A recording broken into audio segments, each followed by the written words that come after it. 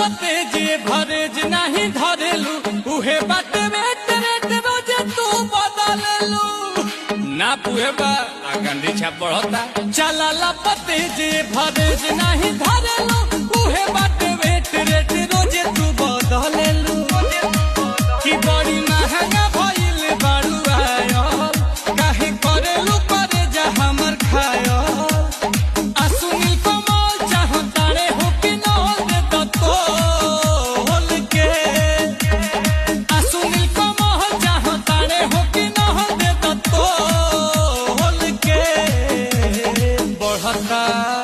ओए होए होए होए होए होए बढ़ता जवानी जैसे भाव पेट्रोल के बढ़ता जवानी जैसे भाव पेट्रोल के।